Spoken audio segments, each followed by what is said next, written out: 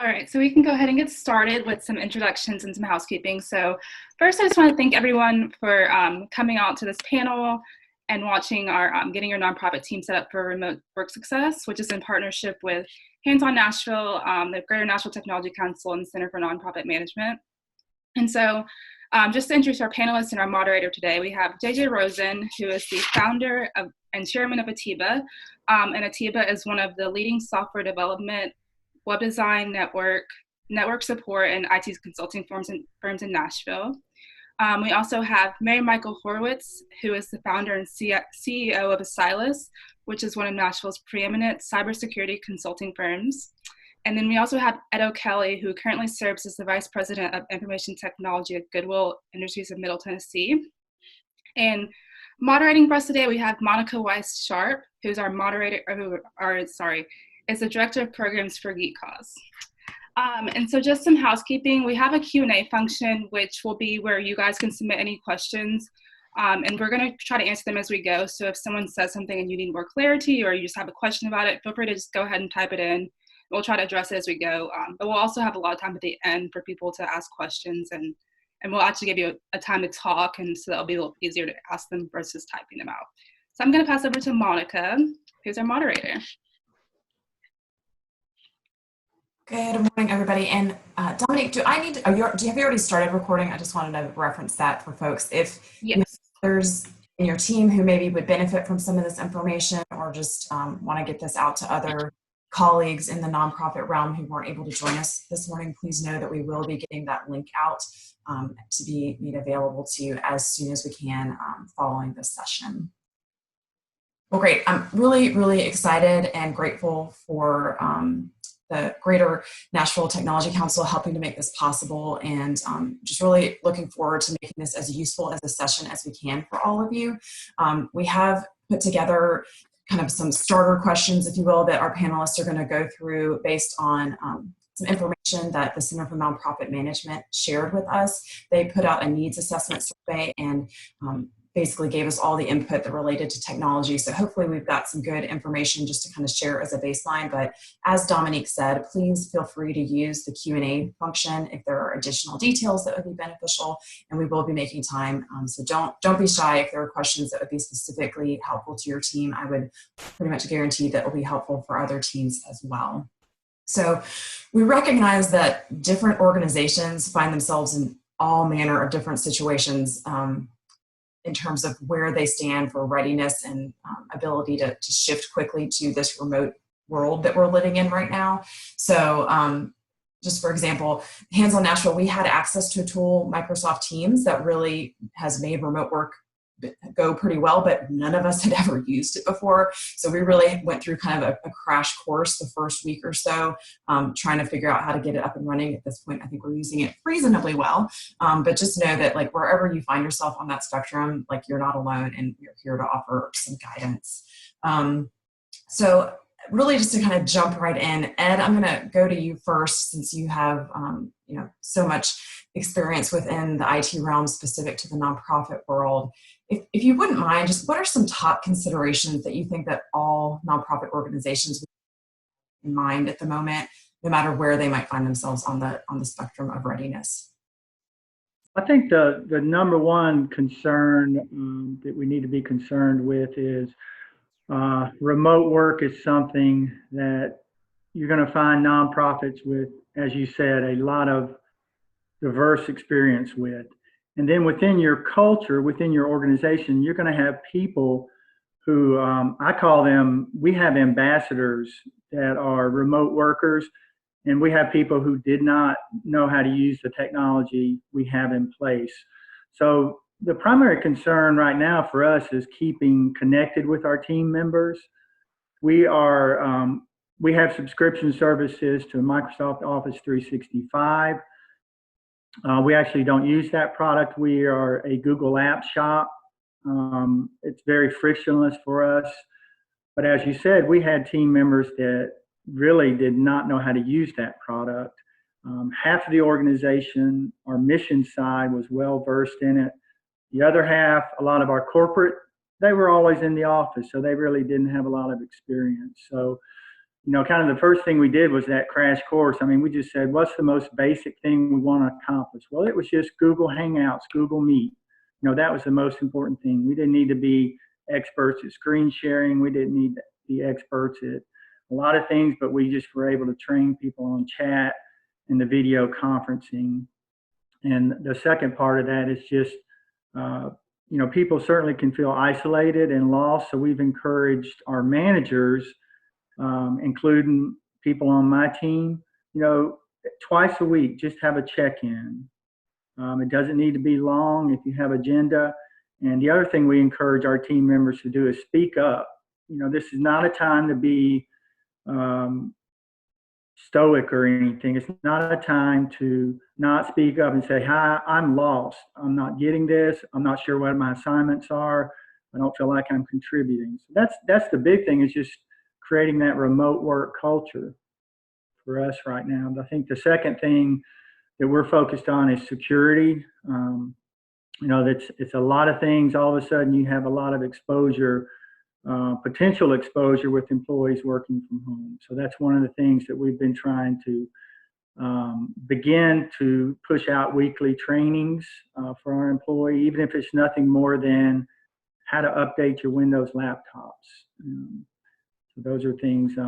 Fortunate, it's very fortunate we have very few legacy applications. So that's the other thing with our accounting functions. We had to come up with some tools and some methods to connect those people to our legacy applications, which was a lot more of a challenge if you're not using software as a service or Microsoft Office apps that are in the cloud. So we've had a lot of success with it so far. So keeping our fingers crossed going forward.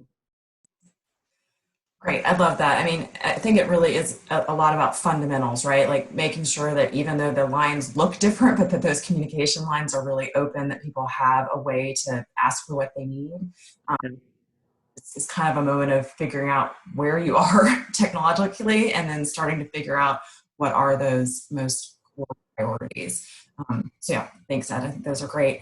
Something I also just want to mention that if those of you who are on with us right now or watching this later, if you are not already familiar with TechSoup, I encourage you to take some time soon to take a look at it. If you haven't heard of it before, it's essentially an opportunity. It's a website you can go to. It's an organization where nonprofits can gain access to deeply discounted and often in other cases free technological resources. So this could be a moment to look at that. We will touch on some pieces related to that as we go through some of the other questions about different platforms that are available. And we will have some documentation that we'll be sending out related to that after this session. But just wanted to mention that for those organizations that are finding themselves needing to look at some new tools and solutions, that TechSoup is definitely the place to start to look for those discounted and, like I said, sometimes free options. All right. Okay, let's go ahead and kind of dig into some of the real particulars, if you will, like the nitty gritty of getting into remote workforce technology. And again, knowing that there's a broad spectrum of technological knowledge, one thing that we really heard clearly from the needs assessment that CNM shared the results of is video conferencing. So finding ways to be able to have some version of face-to-face going on, whether within the team or also maybe with clientele and just others that the organizations are engaging with. So JJ, if you wouldn't mind, would you just kind of touch a little bit about kind of what you think about in terms of going about choosing one of these platforms and just what criteria to consider, resources for getting some training, things like that? Yeah, so first off, I would echo what Ed was saying. It's almost like on any of these platforms, the first time you use them can be a little bit confusing. Like I think not just now, but in general with tech, like there's no shame in, if raising your hand and saying, I have no idea how this works, or can someone help me? And I think that's really good. Also what Ed was saying about communicating that to all your staff and employees, just so, there's no one feels intimidated or worried about tech. Because every one of these can be different platforms for video conferencing. can take a time or two to get used to it. And then also you'll probably hear like there's a lot of kind of you'll hear about Microsoft Teams and Zoom and Slack. You might have heard of that. Google Meet, free conference call, WebEx. There's a bunch of them out there.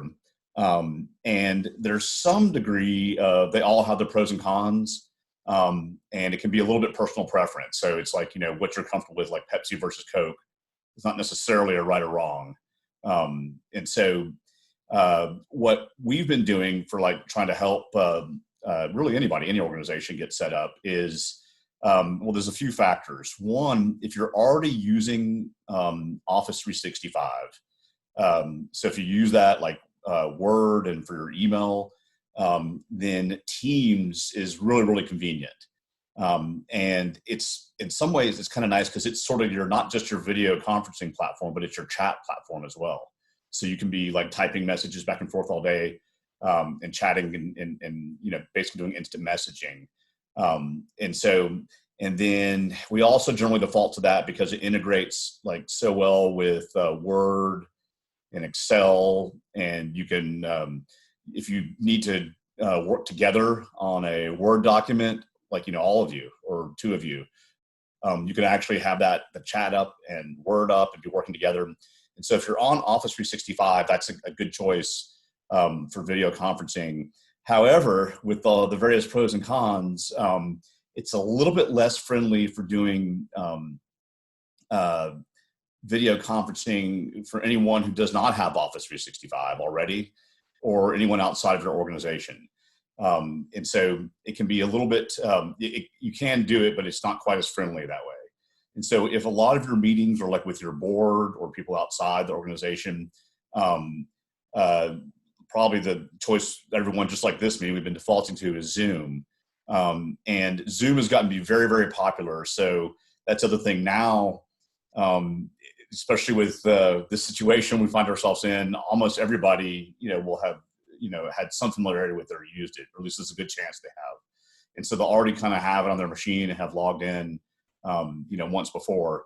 So, so basically what we have, like in our company, we have teams up and going all the time. So we're back and forth all day long. Our whole company, we're chatting and we're calling each other and even one-on-one conferencing.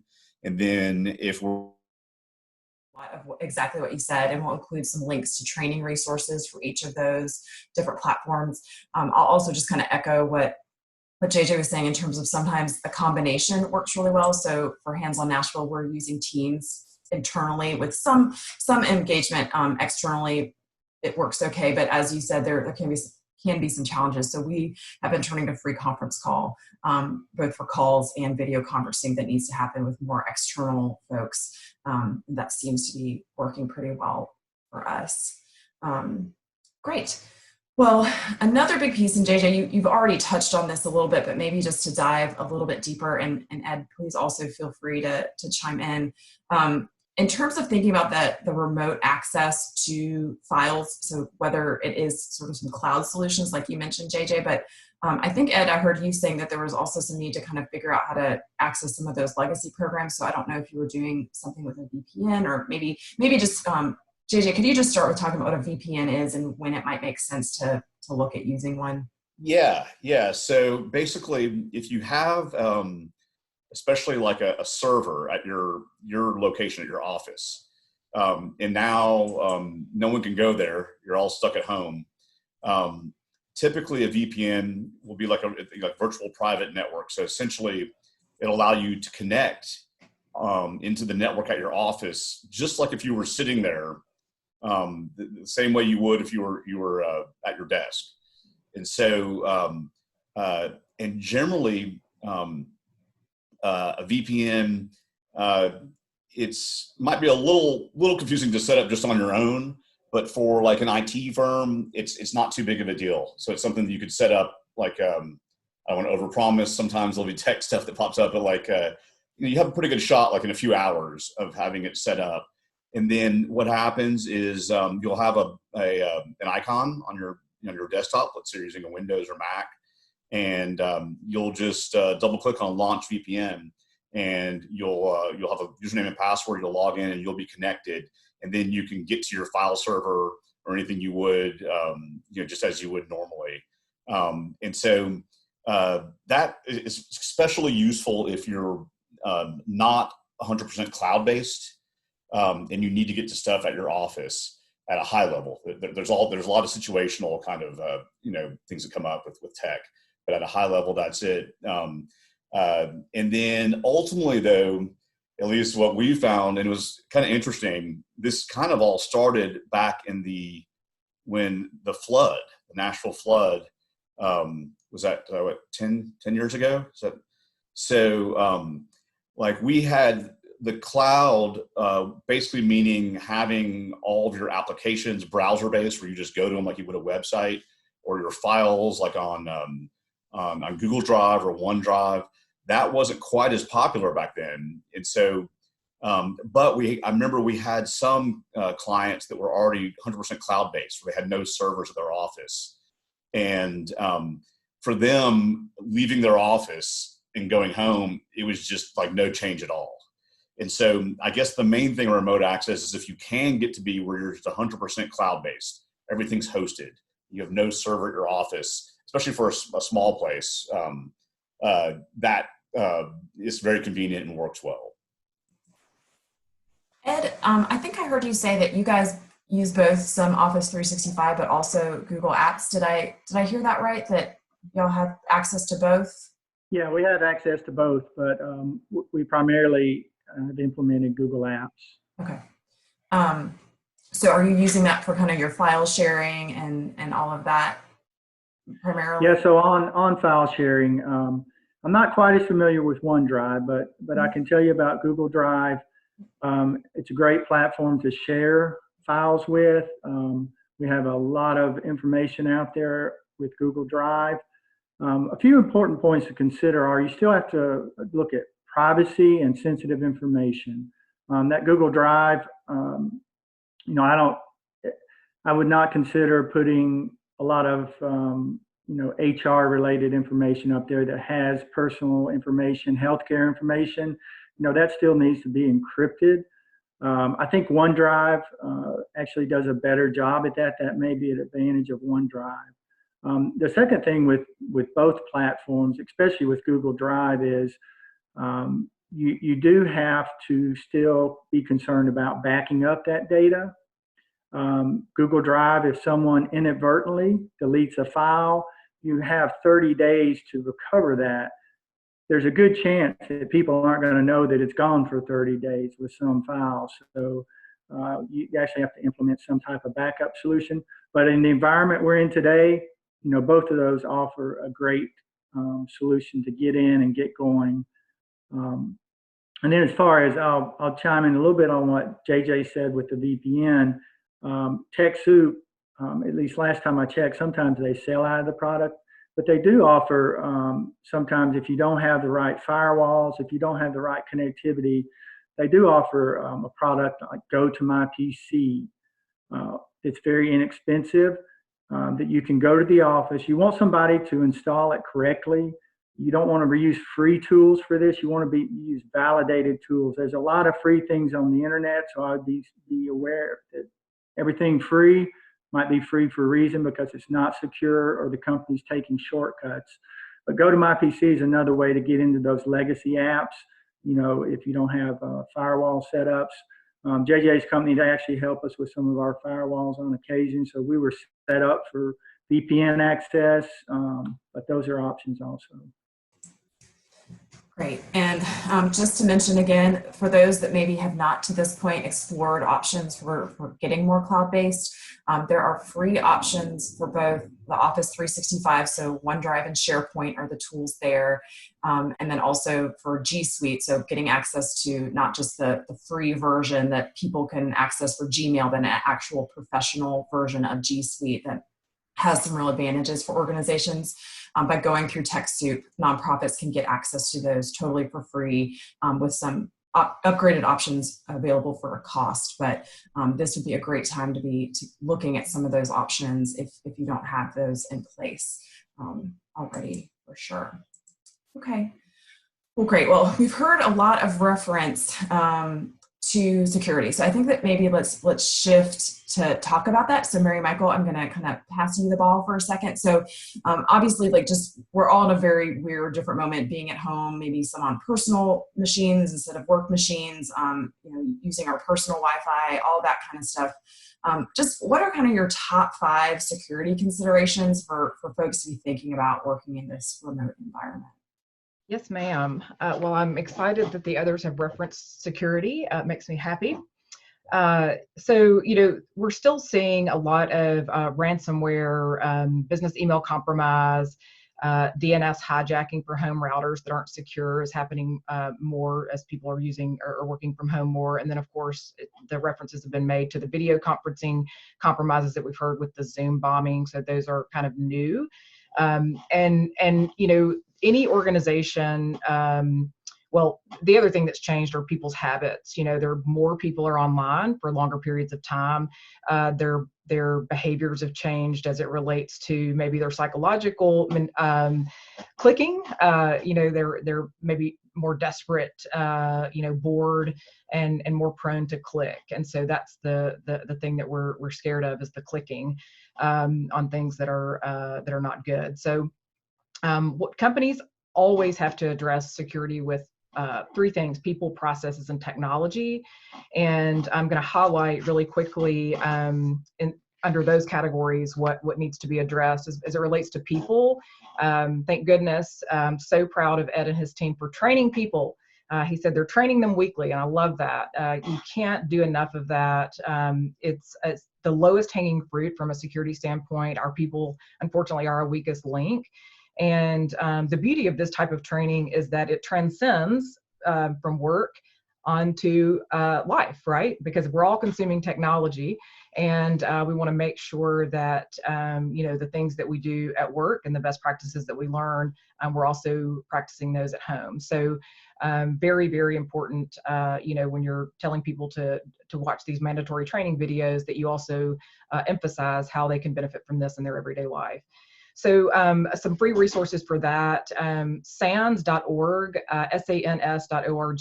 I will mention that several times throughout this because it's a great resource for so many of these things. Cybrary.it, that's cybrary.it, and I can share this stuff with Monica so she can pass along to you guys as well. But that's another great resource for training of all varieties of technology, but certainly user awareness training. And then, of course, with people, you want to make sure you're implementing what's called least privilege access. And so people only have access to the things that they need access to do their job. The reason why that's so important is because when a machine is compromised, the first thing the bad guys are going to do is pivot to see what else they can access. This is plays big with ransomware. When a local machine is compromised, then that ransomware will then encrypt everything that it has access to. So you want to make sure you lock that down and segment as much as you possibly can, and then do those regular access reviews for your folks. Because sometimes what happens is, a help desk person gives somebody admin access so that they can download a piece of software, but then they never take those admin rights away. So they have escalated privileges, and that's not necessary. We want to make sure that we're reviewing those things. From a process standpoint, you want to make sure that you've got policies. As it relates to work from home in particular, you need a work from home policy, a mobile device policy, BYOD, bring your own device policy, and then of course a password policy. And then what would be really nice during these times would be kind of guidelines on video conferencing, and that includes etiquette, making sure that people aren't, we've seen the videos of the things that people have done that are really funny, but I'm just glad it's not me. And then, of course, how to connect through VPN securely. That's very, very important that people have guidelines on how to do that. And of course, sans.org, once again, is a great resource for policies as well. They have templates that you can use. And then as it relates to training, you want to train your people on those policies and then hold them accountable to them. Make sure that those policies are accessible. And when you use templates, be sure to take a meaningful approach to those templates within your organization. And I say that we see a lot of times people write policies and then find out that they're really not even possible within their organization once the rubber meets the road and they try to implement those policies. Maybe the technology in place or the people in place or the processes that are already in place, that policy can't possibly be implemented, so it's really worthless. And then, of course, technology. You want to make sure that those laptops and desktops are updated and patched with the latest OS and encrypted if possible. Make sure that you've got that secure VPN with plenty of bandwidth for the additional workload that's going to be hitting that VPN with these remote folks. NordVPN, I've noticed, offers discounts to nonprofits. That's a industry leading product, so that could be an option there for some nonprofits. Make sure that you all are implementing those email filters. Microsoft Office 365 has it built in. Make sure that those are turned on. And then, of course, two-factor authentication. I'm sure you all have heard of it.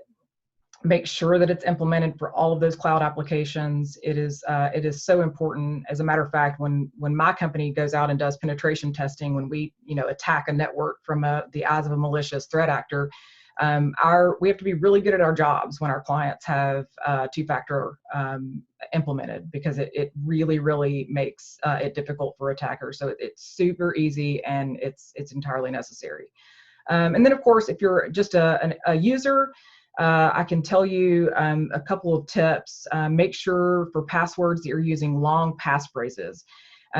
We've talked about complex passwords with lots of different characters. Well, NIST is now recommending longer passphrases that you don't have to change as often. So something like Saturdays are my favorite days, or squirrel. You can use words that aren't related to one another, like squirrel, table, monitor, earth, father, separate words that are not related, just long. That's a best practice. And then, of course, you want to make sure you have a unique password for every application. So these are pretty tough to say, hey, for all those applications that we use, you want to make sure you have a different password. And oh, by the way, it needs to be complex. So the way that you achieve that is through password managers like a LastPass or a KeyPass or something like that. And they're easy to use. There's a little bit of a learning curve, but I bet some nice folks that are your coworkers that use them, or your IT folks will be able to help you with that, and they'd be glad that you asked. Of course, two-factor authentication, and that goes for all of your social media accounts, all of those applications that you're using. And in addition to that, make sure that you're implementing all of the security and privacy settings in those applications that you can. They're there. There's no reason not to do it, and it will protect you immensely to implement those things as much as you can. And then, of course, make sure that you're practicing good email vigilance. Look for the things in emails. We're seeing a lot of the COVID. I think there was something like 100,000 domains purchased in the last few weeks relating to the coronavirus. So not all of those are malicious in nature, but some of them are. Lots of them are. And so that's what attackers are using to get people to start clicking. And so make sure you're not clicking on unrecognized links. Look out for poor spelling and grammar as always. Watch closely for the URL. Make sure we always say hover to discover. Make sure you're hovering over any links to make sure that the link is actually where you're intending to go. Look at the greeting. Is it personalized to you? If you have an account with an organization, then they're likely going to know your first name and not call you sir or madam. I always say it is so much better to just back out of email, go into your browser, go to your FedEx.com account, log into your account from there, or log into your payroll account or your benefits account, and any messages that are intended for you will be there. And we always try to to emphasize not clicking on links and emails if you can get away with it. It's not entirely possible to do that all the time, but to the degree that you can be vigilant there, it's so important. And then make sure that if there's a sense of urgency in the email, that's a big red flag. A lot of them are using a sense of urgency. Your password's expiring, or your account is not going to be active, or your domain is expiring, or whatever it may be. Make sure that you're looking out for that kind of stuff. But yeah, that's it. Awesome, Mary Michael. That was fantastic. Could you just say again the resource that you recommend most for people who are maybe trying to get started with some of those policies, whether it's templates or examples that they can look at? There's lots of resources. sans.org is a great resource. I'm sure I have not looked at NIST, but NIST, NIST would be probably another place that they would have that kind of stuff. CIS, Center for Internet Security, would probably have some templates. But again, those templates are just a starting point. So don't go copying and pasting and then just, doing a search and replacing your company name. Because if you're holding people accountable to these, you need to make sure that they're possible in your organization. So. Absolutely. I know for me, it's always easier if I can look at something as a place to start than try to start with a blank page. Oh yeah. Your point. That. Yes. But your point is very well taken to make it work for your organization and the tools you're using and all of that. So great. And I'll just say this also, I think Mary Michael will get me some of those that she recommended, and I've written some of them down. I'll confirm them with her. So we'll just make sure that in the message we send out, that includes the link and then also that document with the summary of the different platforms, that you'll have these as a reference as well to use as makes sense for your organizations. All right. JJ and Ed, I'm going to kind of throw one more question to you guys before we open it up for folks to ask whatever may be on their mind. Another kind of theme that we heard through the answers from CNM's needs assessment survey were just concerns about internet access and internet connectivity concerns with folks not being in their office. Do you have any tips or suggestions as folks are kind of looking at how to maximize their ability to get connected, not from the office? Well, the one tip I have is I told my children at 9:30 this morning they cannot be on their laptops, because we absolutely have seen, I think everyone working from home in my neighborhood, it actually helps for conferencing calls. It's a time for them to read a book and stay off of the laptop. That's one tip. JJ probably has some more practical tips, but. Yeah, we're having that same problem in our house. So a few things. One would be, with Wi-Fi in your house, where you have kind of dead spots or it gets weaker. There's a few relatively cheap kind of extenders that are easy to plug in. And so, and same thing, I can get Monica a list and some links of what to buy. And I'm not sure if these are on TechSoup or not. We may look on there too and see if there's an even lower cost for nonprofits. But a real simple one that gets good ratings is called TP-Link. And I think it's about a $50 device. So it's not, it's a little bit of cost. But it's very easy to set up. You essentially just plug it into the wall, and it'll extend your existing wireless connection very quickly. So so that's often a problem people hit, is they just don't get a wireless signal. So the other thing would be if you're able to have a Wi-Fi hotspot on your phone. So, like on Verizon, for example, for what I have, I think it's maybe $10 a month. And I believe you can turn it off or on. It's not a thing you have to sign up for.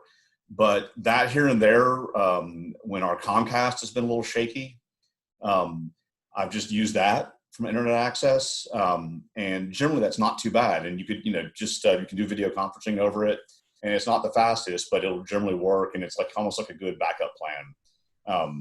And so if you have that as an option, or is it something you can provide for, staff or employees if they're having kind of a, intermittent internet issues, that kind of helps. And then the last thing is, if you can up the speed of your connection just with your provider. And so it's not really all that much fun, at least for me, call Comcast. But if you can make your way through that, usually it's, for whatever reason, it can be like a used car kind of negotiation, but you can oftentimes get for, very low price, or even sometimes for free, get the speed upgraded on your internet connection. And so, and then lastly, I was going to say, if you have choices on your connectivity, and not that this is the best time to change things around, but we've had really good luck with Google Fiber, which is not available, of course, to most of us. But the places it has been, that's been real solid and very fast and been good connectivity. Great. Thank you. That's awesome. And now I'll add that TechSoup does have some hotspots available from time to time. I have not personally used those, and I'm not sure what provider those are on, but they do come at a discounted rate. So those are available to nonprofits on TechSoup. That's great to know. Thank you so much, Ed. Okay, well, great. Well, I think we've got a good 20 plus minutes, and if we need to stay a little late, we can.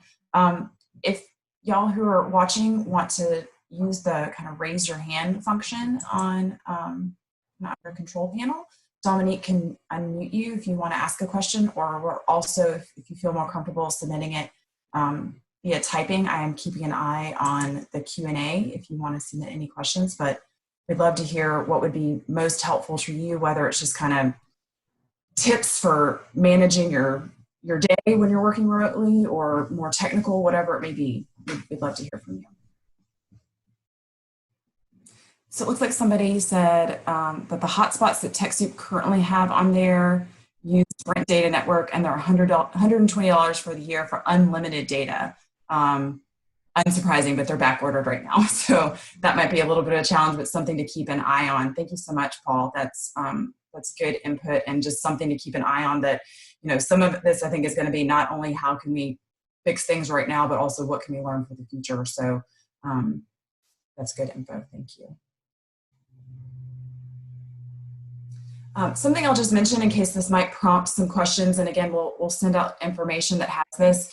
CNM has partnered with the First Foundation, and they're going to be launching a remote working mini grant.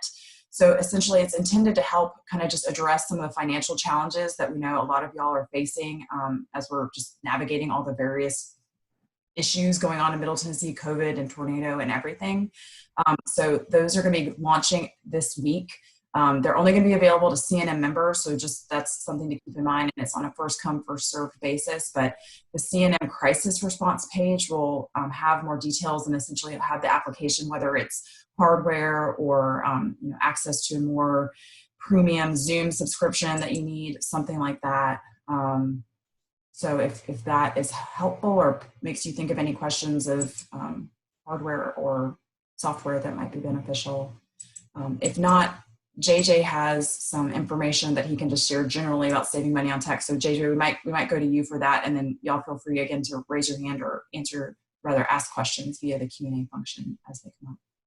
Yeah. No, I was thinking about this topic kind of in addition to the remote working. It's almost been like a good time to try to do like a spring cleaning in terms of costs. As it relates to technology. And so it's a little bit unrelated, but at the same time, I think all of us, whether nonprofit and right now, whether even small business or gigantic business, you're having to make sometimes decisions, with this pandemic, and then, if there's kind of recession beyond that. And so what we did, at least for ourselves, and we have another sort of nonprofit customer, a small place we work with, that unfortunately they were hit by the tornado in the midst of trying to get past that, right when all this pandemic started. And so we've been trying to find every which way to keep their costs down. And so what we did for us in that situation is we made a list, basically, almost like a spreadsheet of just everything, non-salary based, that's kind of tech and what we're spending on it. And then just started going through those one by one to see where we could save money. So, for example, on our we are using let's say we use a cloud server for your accounting, like QuickBooks or something, and you remote into it. you have all that set up. You can right size that. Sometimes you can downsize it to save money. You could do some tricks where you, on the cloud, when you pay by the hour, you can do some tricks where you turn it off at night and not pay, turn it on in the morning before you get there. Backups. So, which I think Ed mentioned about, the example about if you're using Google Drive or OneDrive, that you want to actually have a third-party backup system plugged into that, just because that's almost like your off-site backup, and you don't want to you want to be able to sleep at night. But that the ranges of costs on all that are all over the board, and of course you want to make sure you have something that's reliable. But that's often a spot where you can find something cheaper, and so. And then even if you are sort of, forced into the timing where you had to buy a new laptop right now and you're trying to save money, I think, and I'm not as familiar with TechSoup, but I think they have hardware laptops like that as well that I'm sure are cheaper. But you can also, if you were very cloud-based, you could consider getting like a Chromebook, for maybe a couple $100 or less. They also have what they call virtual desktops, where they're just kind of a hosted desktop in the cloud, where you could just use any old computer to as your PC and kind of host your desktop in the cloud. But anyways, if anyone needs help going through those kind of things, glad to give feedback afterwards or has questions. But I just thought this is like a good time to kind of be a little bit, I guess I would almost say cheapskate, although that's what I tend to be, but maybe efficient might be the best kind of route to go. Yeah, I like that. I like efficient. I like that idea. And also kind of the idea of the spring cleaning makes a lot of sense. I know that Hands On Nashville, we've had some of those exact issues that you've talked through, and the opportunity to just take a minute and review and look for those opportunities, whether it's to save cost or just streamline so that you're not doing the same thing in 3 different places or whatever the case may be. So it's a great idea. I'm not seeing any questions right now, so I think what I'll do is maybe we'll ask each of you kind of what are your top couple suggestions just in terms of maintaining work-life balance or just kind of working effectively when you're not in the office, or just whatever kind of has been useful to you to put into place as you're working remotely. Ed, I'll ask you first. I think the beneficial thing for me is actually just some breaks. So after this ends, my dog is not going to know what to do, because instead of sleeping 14 hours a day, he comes up at noon and is like expecting a walk now. So actually that 30-minute walk has been very beneficial for me, because it's really easy to get focused in your home office and get working on projects. And because it's actually better than the office sometimes, right? You get hyper focused on something and the hours can go by very quickly. So you don't want to burn yourself out. Love that. Yeah. And I think being intentional, I think the folks with dogs, I think have a good alarm clock, if you will, to help remind them about those breaks. But if you don't have a dog, or even if you do, and maybe they're not where you are when you're working, I think definitely making a point for those breaks is a great tip. Thank you, Ed. Mary Michael, I'll go to you next. Yes. Well, initially, probably like everyone else, I was in complete shock about the circumstances, and then, settled into the reality of it after a while. And, I don't hate it. I've actually really enjoyed the time. We have gone on bike rides every day, and, all the things that you tell yourself you don't have time for, you do now. There's really no excuses. But I sew a lot, and I've been doing that, making the masks for folks, and that's been super fun. And hanging out with my kid and my dogs and cooking and all the things. So yeah, it's been great. We'll make it happen. Love it. JJ, what about you? Work from you and or your team? Yeah, no, I think this is like a interesting sort of psychological sort of battle we're all in. And I would say the same as Mary Michael, the first week or two for me, I tend to do work at home. I'll tend to work at home at night, but I generally otherwise my kind of routine during the day is either at an office or driving around to meetings. And so I felt a little out of sorts for the first week or so. But it's interesting. I guess both Ed and Mary Michael are saying is, so there's actually like a trend, like especially amongst tech companies, like where like companies will be remote only. And that used to be, I guess, not long ago, like not having an office, was sort of frowned upon. It almost meant like you weren't real. And, you're not a real organization, you don't have a real address. But that is changing. And this, I would think, this, past month or longer, I guess that could have an effect on just this, that whole idea even more. But it was already kind of starting where there was like this remote only kind of trend where, companies would embrace that and they would use it to help hire people.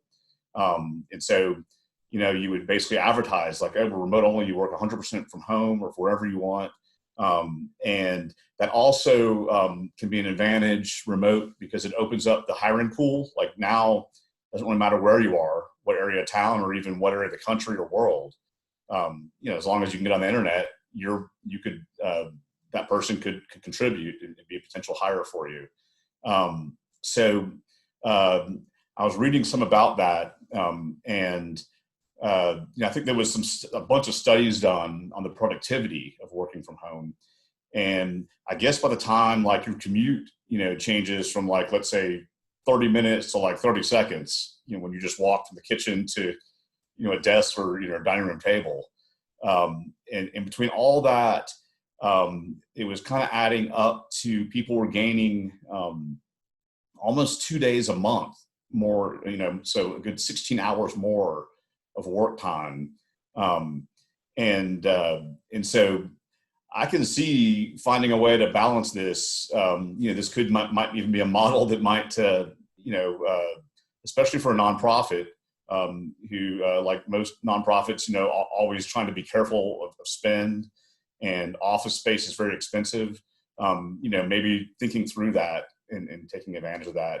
And then the other thing I was going to say is I have liked doing conference calls. Like I'll notice you can sort of multitask, so I can like walk around the block and get some like exercise while on a conference call, and we'll hear kind of birds and stuff in the background or a dog barking, but that also is no longer like considered a bad thing anymore. And so anyway, I agree. I think there's some ways to make this work in a way that is there's of course not many silver linings to like a a global pandemic, but at the same time there's maybe some ways to gain some efficiencies. Yeah, I think that's all well put and good to think through. I'll chime in here in terms of just something that I've noticed is, and Dominique and I were talking a little bit about this before the session started. I have found myself somehow in way more calls and meetings than I ever was when we were in the office. And I think some of that's just from a real intentionality to stay connected, right? So you can't just like walk by somebody's desk and say hi and chat for a minute. So we're trying to build in ways to do that and to still work collaboratively and all of that. But something that we have found helpful, because I don't think I'm alone in this, certainly on my team, is blocking out some time where the entire team is really intentionally not scheduling calls and meetings.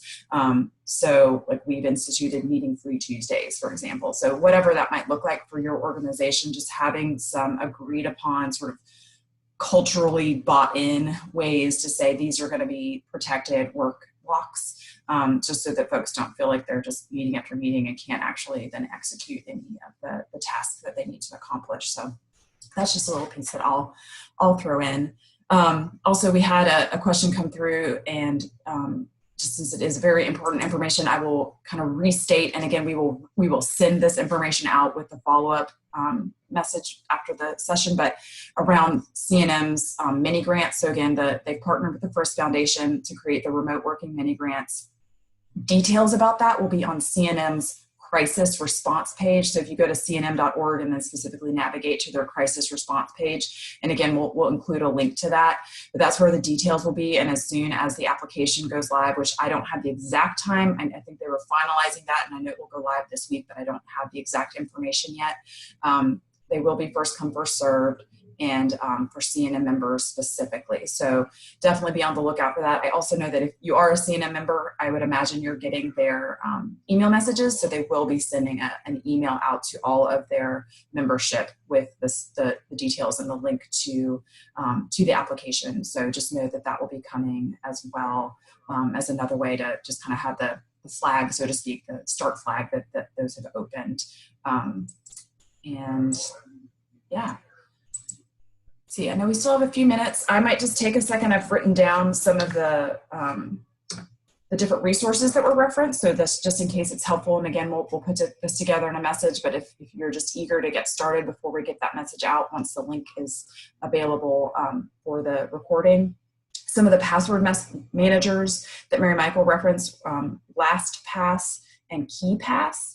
And then Mary Michael, you also mentioned in terms of some of the resources for security trainings and or templates, NIST, and then CIS as another resource, SANS.org, and then Cybrary, I think was another one, CYBRARY. JJ, you mentioned TP-Link as a potential relatively reasonably affordable internet extender. And then again, just TechSoup, I'll say the drumbeat of my reminder, just that is a huge resource to look into for all manner of different technology discounts. And for any of you that have not yet looked at how to move towards the cloud, to just know that both Office 365 and G Suite have free options that if you go through TechSoup, you will have access to start getting your teams access to those tools that really can make a tremendous difference, not just in this situation, but even when you're all in the same office, just making it easier to collaborate on documents and communicate with each other and all that kind of good stuff. I think those are the big things. If y'all didn't touch on something that you feel like is a good kind of takeaway, please feel free to pipe up. And then, yeah, if any of you guys have any questions, please feel free to chime in. Yes, and also thank you, JJ. I will say a little bit. So JJ just reminded me just to know that if some of what you're facing is a challenge, just not having the resource, but figuring out how to use the resource or get a platform set up or anything like that. Through Hands On Nashville, we have a GeekCause program that specifically connects skilled tech volunteers with nonprofits who have needs. So if you could use some help, just, say you have Office 365, but you're not sure your settings are right, or you could use some help kind of putting together some trainings or whatever the case may be, please feel free to go to honhan.org and click on GeekCause, and there's more information about that program and how it works. Essentially, as you kind of submit a request, get a consultation with one of our team members to just help you really hone in on what the needs are, and then we offer some guidance of how we can connect you with skilled volunteers. And for those of you that are HAN members, you also just always have the option to post a project for skilled volunteers that you don't have to go through GeekCause if you just kind of want to run the show yourself. That's always an available option too. So don't forget that there are lots of people with lots of skills who maybe are finding themselves a little bit more time on their hands because they don't have to commute right now, and they'd love to find a way to give back, maybe without having to go out in public and want to stay in accordance with the stay-at-home orders. So remote volunteering is definitely something that we have folks who are interested in doing. So if you have some needs along those lines, please feel free to reach out to Hands On Nashville. We're happy to see what might make sense to offer some support along those lines. Well, we'll hang out for just a second. If any of you guys do have just kind of final questions that you'd like to ask, again, please feel free to submit via the Q&A or raise your hand if you want to stick around where there's a smaller group and ask in person. We will be here. But thank you for taking time to join us today. Keep an eye out for the information that we'll share as soon as we are able to within the next day or so. And just, yeah, stay safe and good luck, everybody, as you're navigating this strange moment in time. I just saw on the list of attendees a friend of mine from college that I haven't seen and or heard in 15 years. Yeah, I just Googled her to make sure it was the same person, and I just reached out to her on LinkedIn. So awesome. Oh, I love that. Yeah. Fun, small world connection. Yeah.